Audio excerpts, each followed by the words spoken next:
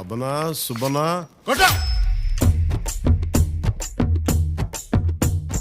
మాట వినాలి గురుడా, మాట వినాలి, మాట వినాలి, మంచి మాట వినాలి. ఉత్తది కాదు మాట తత్తర పడక, చిత్తములో నా చిన్న ఒద్దికుండాలి. మాట వినాలి గురుడా, మాట వినాలి, మాట వినాలి, మంచి మాట వినాలి.